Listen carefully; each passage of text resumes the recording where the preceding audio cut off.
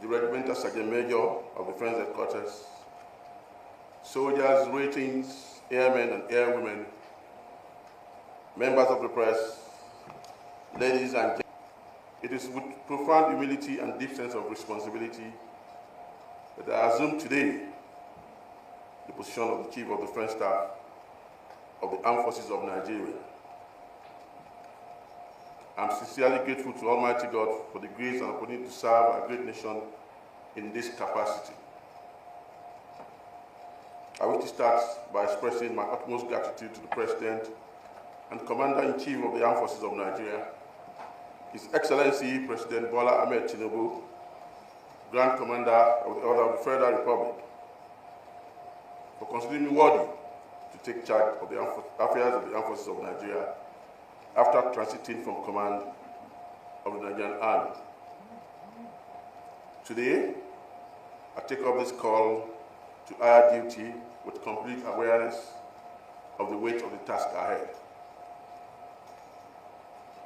Let me extend my appreciation to my predecessor, General Musa, officer of the Order of the Federal Republic, who is today formally handing over the reins of leadership of the Armed Forces of Nigeria. So your tenure as Chief of the Defense Staff was marked by commitment and a clear vision for an armed forces that is professional, adaptive, and people-oriented.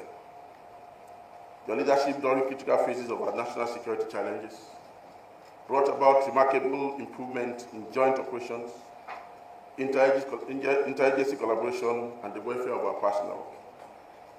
On behalf of the officers, men and women of the Armed Forces of Nigeria, I thank you for your selfless service to our nation and wish you continued success and fulfillment in your future endeavors.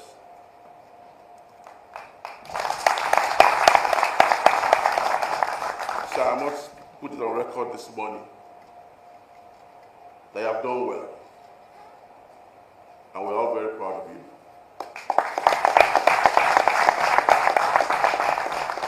And I strongly believe that posterity will judge you positively.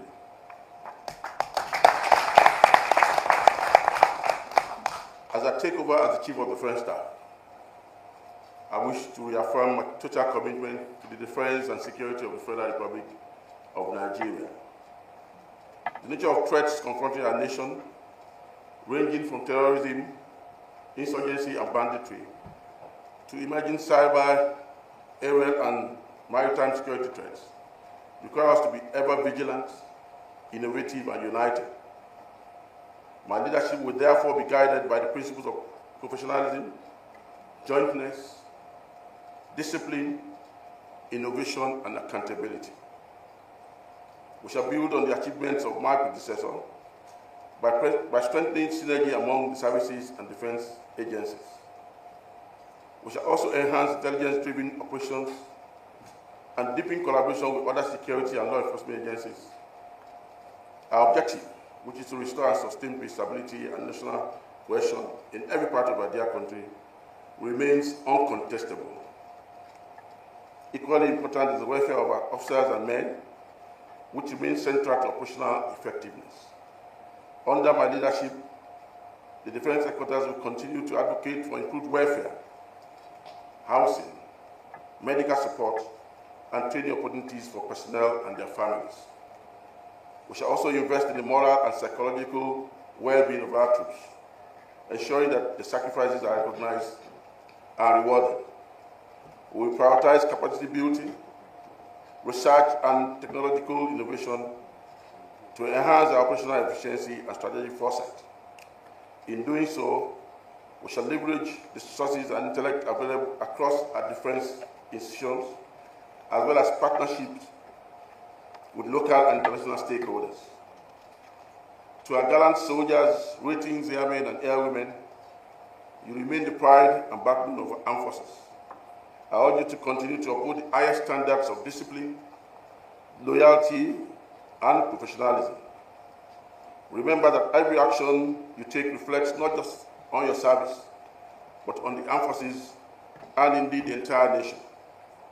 To the retired senior officers and veterans present, well, members of 38 corps are already old.